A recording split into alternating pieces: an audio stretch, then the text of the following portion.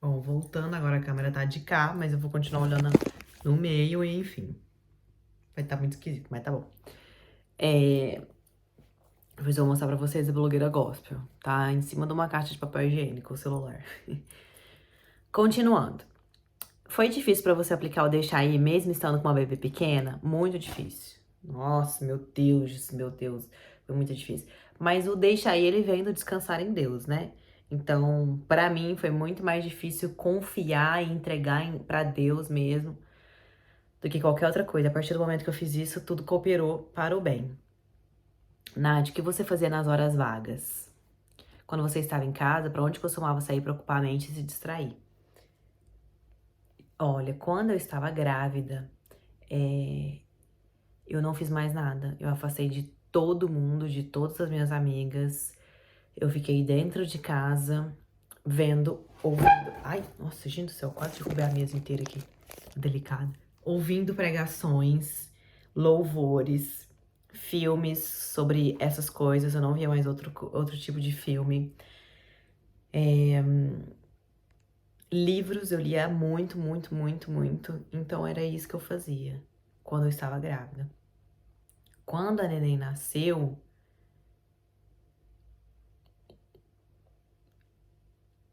deixa eu pensar. Quando a neném nasceu, assim, acho que os 2 primeiros meses. Não, o primeiro mês eu não fazia nada, né? A partir do segundo mês, o que eu fazia para ocupar a minha mente e distrair era andar com ela na floresta. Como eu morava em perto de várias florestas, eu colocava ela no canguru e eu ia. Eu me sentia muito próxima a Deus. A minha família pirava com isso, porque eles achavam que eu ia ser estrangulada, que eu ia ser roubada, os órgãos todos dilacerados, essas coisas assim. Mas graças a Deus nunca aconteceu nada. E eu me sentia muito, muito próxima a Deus. Tanto é que os maiores sinais, assim, que eu pedi a Deus foram feitos quando eu estava caminhando na floresta. Então era o que eu tinha para ocupar minha mente. Depois, a hora que eu não tive mais dor mesmo na minha cesárea, eu comecei a correr com ela no carrinho. E era só. Eu sempre odiei correr, mas eu corria.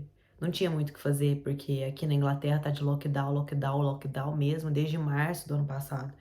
Então, a Alice fez, quando ela fez 2 meses, acabou tudo, trancou tudo. Então eu não fiz nada, não vi ninguém. E é isso.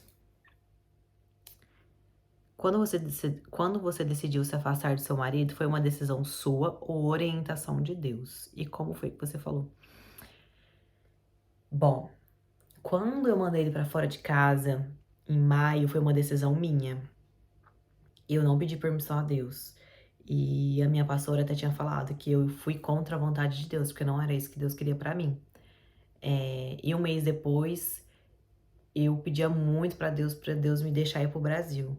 E eu pedia muito, muito, muito, muito, porque eu não aguentava mais. Não aguentava mais mesmo aquela situação, igual eu falei no meu testemunho.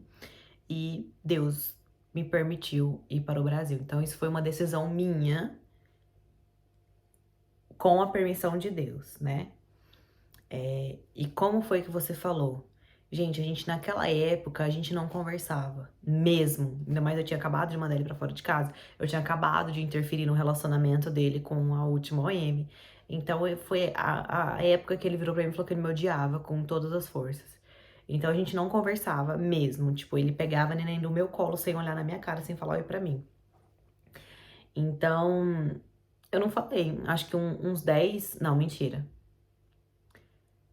Uns 15 dias antes de eu ir pro Brasil, eu precisava que ele fosse comigo em Londres para assinar um documento para permitir que ela viajasse comigo. Só que até então eu não tinha falado para onde que eu ia, nem quando eu ia, nem nada disso, nem até quando eu ficava.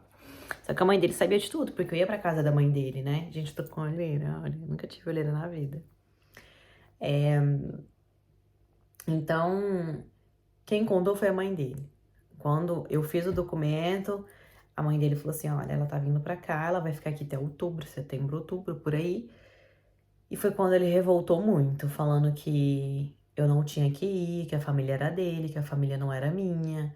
essas coisas todas, mas ele tinha me mandado ir pra lá durante o ano inteiro. E aí, quando eu resolvi ir, ele falou pra mim que não era pra eu ir mais. Mas entrou no ouvido e saiu do outro. Então, não avisei. Não avisei mesmo. Passou, tipo, uns 3, 4 dias antes de eu ir, ele perguntou que dia e tal. Ele levou a gente no aeroporto, enfim. Mas eu não fui eu que avisei, foi a mãe dele. Sou curiosa pra saber qual cidade você mora aí, como é viver em outro país. Eu moro em Oxford, 20 minutos de Oxford, moro numa fazenda. E. Ai, gente, eu não sei explicar a diferença, porque eu vim pra Europa, eu tinha 7 anos. Eu morei na Suíça a minha vida inteira. Aí eu casei e vim pra Inglaterra. Então eu não. Eu não me vejo no Brasil mais. Eu fiquei 7 meses agora, eu enlouqueci. Eu fiquei louca. A Inglaterra tava fechando, não tinha como ir embora mais. Eu perdi 3 voos, eu comecei a enlouquecer. Eu não me vejo morando no Brasil mais. Então, como é morar em outro país, parece que eu tô morando em outro mundo. Porque realmente, nossa, eu não consigo mais. Assim, não é desmerecendo o nosso país. Sou muito orgulhosa em dizer que eu sou brasileira. Porém, não consigo morar mais no Brasil. É outro mundo, outra vida, outra educação, outra segurança, tudo. Claro que tem as coisas ruins, que são as datas comemorativas longe de todo mundo. A maioria dos natais vão ser sozinhos, essas coisas assim. Mas eu sou acostumada, né? Eu vim pra cá com 7 anos, sou super acostumada a esse negócio de datas comemorativas, da solidão disso. Então, essa que é a parte ruim. Mas de resto, é isso, é maravilhoso. Morar aqui eu amo. Na verdade, eu odiava a Inglaterra, mas eu passei a amar, porque Deus fez eu amar. Nath, foi fácil pra você orar pelas OMs quando entendeu que elas também são manipuladas pelo inimigo? Pela primeira OM eu não orei, porque eu ainda não conhecia, né? Pela segunda OM, como a minha pastora era profeta, a terceira OM, que era bem bonita e era a que fazia o estilo do Gabriel, a gente orou pra que ela visse o lado ruim dele, né? O lado negro dele, vamos dizer assim. O lado ruim. A gente orou nesse sentido. Agora, a segunda OM, que foi a OM que me pediu perdão, foi a OM que mais me deu trabalho. Ela, minha pastora, falava que era para o Gabriel ver e sentir a pombagira que tinha nela, porque ela era terrível. Então eu orava muito, muito para que o Gabriel sentisse nojo dela, para que ele visse a pombagira dela e que ela não quisesse mais meu marido, né? Era assim que eu orava. Para a quarta OM, por ela ser evangélica, ela era ministra das crianças na igreja, eu sentia muita dó dela, de verdade, eu sentia muita, muita dó.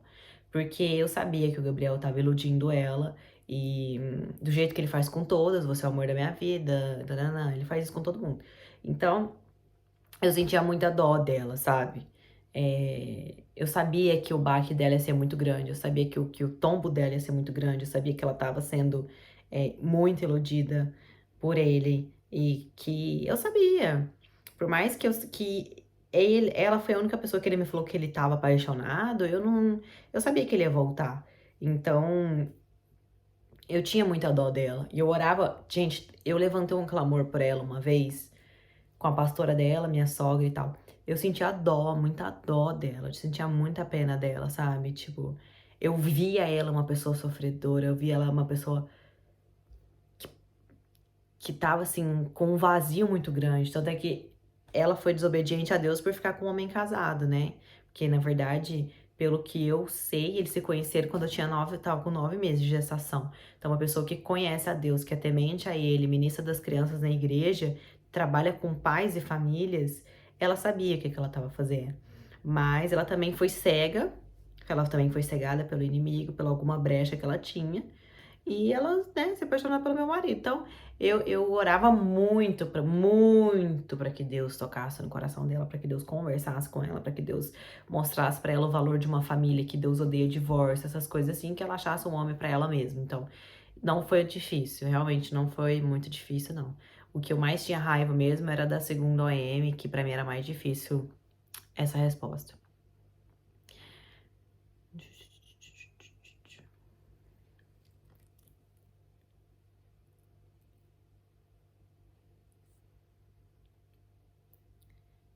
Como lidar com a carência? Só Deus. Você é de qual cidade natal? Eu sou de Tiotaba, Minas Gerais, Triângulo Mineiro. Como foi morar fora do Brasil? Já falei como que é.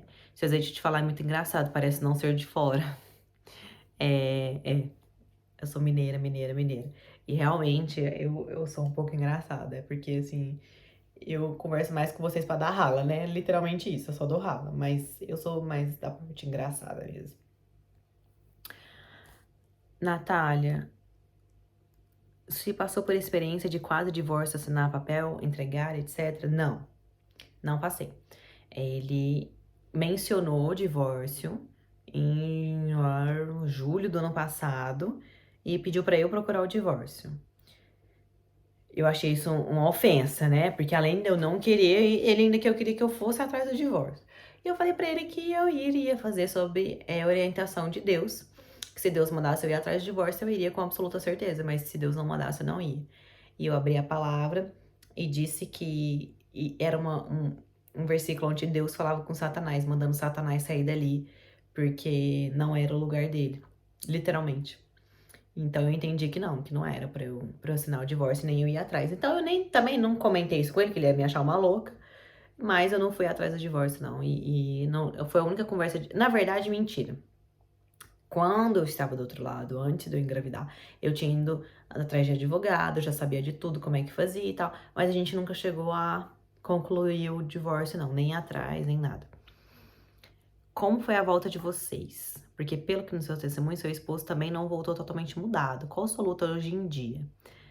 A nossa volta foi exatamente do jeito que eu falei ali, né, no testemunho, como é que foi. E assim, foi uma semana juntos e depois ele já foi pra Inglaterra e eu fiquei no Brasil por 2 meses. Então aquela coisa ali da distância foi um pouco difícil, porque mais pra ele do que pra mim. Eu já tinha ficado longe tanto tempo, então pra mim foi tranquilo. Mas ele começou com uma confusão muito grande. Ele começou a achar que ele tava com saudade da OM. Ele nunca pensou em voltar atrás na decisão dele. Mas ele me chegou a me falar, igual eu já cheguei a mencionar no grupo em alguns áudios, que para ele ficava muito tenso durante o dia para trabalhar, achando, ele pensava em algumas coisas que eu tinha feito, que eu tinha saído de casa, etc. E que ele não conseguia ficar quieto, ele não conseguia ficar bem e tava sendo muito difícil ter deixado a OM. E aquilo me pegou. Aquilo ali quebrou minhas pernas inteiras e eu fiquei com isso na minha cabeça. Então foi o que mais. A nossa maior luta hoje é isso. Porque quando eu cheguei aqui, foi muito estranho, porque, gente, são 2 anos separados. São 2 anos de 2 pessoas que se amaram muito, tiveram muita intimidade. E de repente você talvez quer tomar aquela intimidade, eu vi até nele mesmo, tomar as brincadeiras, retomar o carinho, né? Aquelas coisas todas. Mas não tinha como, porque querendo ou não, já faziam 2 anos que aquilo ali tinha acontecido. E são 2 pessoas diferentes, né? E eu mudei completamente.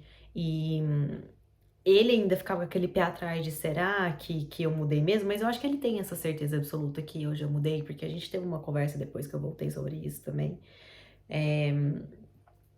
Mas é engraçado, porque, tipo assim, ele ama a passar aspirador no chão. Só que ele nunca amou, assim, passar aspirador no chão. Ele nunca amou cuidar da casa. E hoje ele ama.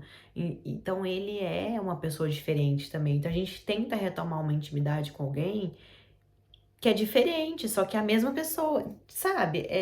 Assim. E a minha maior luta que eu travei com essa mensagem dele falando da OM, ele me mandou no começo de dezembro. E eu cheguei aqui no começo de janeiro. Eu travei. Eu achava que. Começou a mentira de Satanás na minha cabeça, né? Eu sempre perdoei tudo, nunca tive mágoa, rancor de nada, e de repente tudo começou a vir na minha cabeça. Começou a vir que ele ia dormir 4, 5 horas da manhã, acordava 6, 7 para trabalhar, super descansado. porque ele estava na festa, mulherada, e aqui em casa, 9 horas da noite, ele já queria dormir. Tipo assim, não dava tempo nem de terminar um filme. E aquilo ali começou a pôr na minha cabeça, nossa, mas ele na rua ali, ele é super descansado, e por que com você não? Então isso foi uma coisa que me pegou. E eu começava a pôr na minha cabeça, meu Deus, mas ele não quer estar aqui comigo, ele quer estar com ela. Ele só tá comigo por obrigação, ele tá comigo porque é por causa da neném. E essas coisas todas, sabe?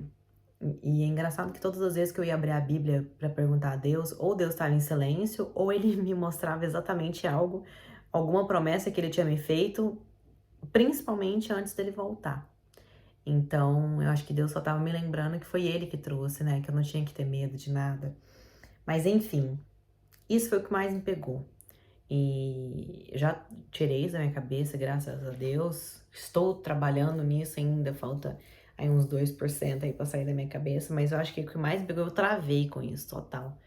E nada a ver, a gente já teve outra conversa sobre isso. Quando eu cheguei aqui, ele falou que não tem nada a ver, que já passou, que ele não lembra de ninguém, que ele tá super bem com a gente, que ele tá super tranquilo na decisão dele.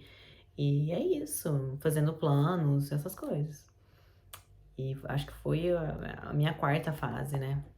Foi essa. Casaram aqui, oi, casamos no Brasil. Quando foram pra Inglaterra, por quê? O pai dele morou aqui por 30 anos, jogando polo. E o trabalho dele é com polo. Polo existe na Argentina, assim, hoje, né, os maiores, assim, os torneios e tal, é na Argentina, Estados Unidos, eu acho, Espanha e Inglaterra. Mas como o pai dele sempre morou aqui, é aqui que ele tava.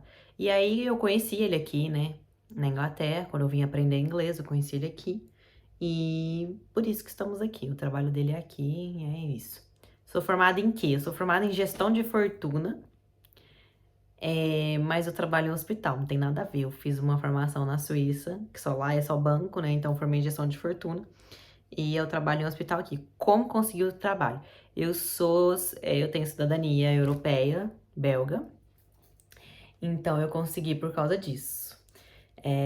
Eu conheci a mulher do meu patrão, por isso que eu tô no hospital, sem curso. Mas eu já fiz uma pancada de curso depois que eu entrei no trabalho, mas era pra eu ter feito antes, teoricamente, assim, pra um CV, entendeu? Mas não, fiz, é isso aí, me formei em bolsa de valores e eu estou em hospital, nada a ver. Outra pergunta, no processo da restauração, o que você fez e não se arrependeu? No processo da restauração, o que você fez e não se arrependeu? Gente, eu me arrependi de praticamente tudo. Porque dos meus atos, né, eu falo, eu só fiz bobeira. A hora que eu tava lá, mega ultra power posicionada, eu chegava num restaurante quebrando pau de pijama, mandando o cara embora pra casa, entendeu? Então, assim, eu fiz muita besteira. O que você fez e não se arrependeu? Olha, mudar a minha vida, eu não me arrependi. Inteira, mudar minha vida inteira, eu não me arrependi. E eu acho, ter ido pro Brasil, eu não me arrependi. Porque foi muito bom. Não é porque minha restauração aconteceu lá, mas é porque foi uma coisa muito necessária. Eu não tava me fazendo bem, que eu tava pirando.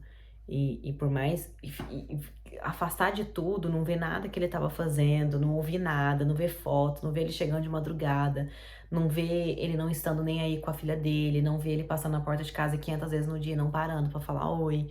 Isso tudo, não ver, pra mim foi muito bom. Então eu não me arrependo de ter ido pro Brasil e não me arrependo de ter mudado a minha vida. Agora, o resto, que eu arrependo praticamente tudo. Porque se eu não tivesse sido tão teimosa, minha restauração teria acontecido antes. E o que você teria feito diferente? Tudo. Eu teria escutado mais minha pastora, eu teria colocado em prática realmente tudo aquilo que eu já sabia, né? Porque, gente, foram muito tempo. Então, eu já sabia que eu tinha que fazer, eu já sabia o que eu não tinha que fazer. eu já sabia tudo, só que eu não colocava em prática. Então, eu teria feito diferente é ter colocado em prática, ter deixado ir muito mais cedo. E eu sei que são experiências, né? Cada um passa por uma experiência, aquela experiência é necessária para mudar as coisas, mas eu teria deixado ir antes, brigado menos. E uma coisa que eu fiz que eu me arrependo muito de ter feito, que eu não deveria, que eu teria feito muito diferente, foi quando a Liz nasceu. Que eu comecei a pegar no pé dele, de pressão, que ele não poderia fazer nada igual, porque, né, eu entrei em depressão, não sei o que, não sei o que, não sei o que. E ele ia trabalhar, eu ficava louca, falando onde você vai, e ele não, fica calmo, não vou ver ninguém. Isso aí eu teria feito muito diferente, porque se eu tivesse agido diferente, ele teria voltado nessa época. Como tu fez pra ir pra Inglaterra? Bom, eu vim. Eu morei minha vida inteira na Suíça e eu morei algumas partes da minha vida no Brasil. E aí, uma das vezes que eu fui pra Suíça, eu tava lá 3 meses e eu vim pra Inglaterra pra aprender inglês e conheci o Gabriel. E aí, depois eu voltei pra Suíça e, e eu vim pra Inglaterra de novo. É assim que a gente casou, eu vim pra cá. E é isso. Deixa eu ver se é essa a mesma pergunta mesmo. Como é que eu fiz vinho, não é? Como você fez pra ir pra Inglaterra? É isso mesmo. Peguei um avião. Mas é por causa do Gabriel mesmo. Foi muito difícil pra mim vir pra Inglaterra. Eu não gostava daqui de jeito nenhum. Eu odiava aqui. E Deus me fez amar esse lugar, porque aqui era aqui que eu ia ficar com o meu marido, né? Então é isso. É porque eu tenho cidadania também. E como que é viver aqui, etc. Como que é arrumar emprego, que eu recebi algumas perguntas sobre isso. Gente, eu não faço a menor ideia, porque se a pessoa não tem cidadania, eu não sei nem como que vai ser a partir de agora pra entrar no país, ainda mais que a Inglaterra saiu da União Europeia, né? Mas com cidadania consegue arrumar emprego, sem cidadania. Eu não faço ideia de como que é. Eu sei que tem várias pessoas aqui que não têm cidadania, trabalho e tal. Mas não é fácil, não é uma vida fácil. Mas eu não sei como que consegue, como faz, como nada. Então é isso. Acho que eu respondi todas as perguntas. Eu não sei pra onde que eu olho. Mas enfim, ó, vou mostrar pra vocês. Tô aqui no estúdio que a minha mãe mora. Em cima de um papel higiênico. Vou afirmar aqui o telefone, olha que legal. Agora o ângulo ficou melhor ainda. Então tá, gente. Espero voltar mais vezes por aqui. Um beijo pra todo mundo. Fiquem todos na paz. Se comportem, se posicionem, porque vocês também terão um arrependimento muito grande de não ter se posicionado antes e não ter deixado ir antes, tá? Porque a gente roda mesmo, tá bom? Fiquem todos na paz.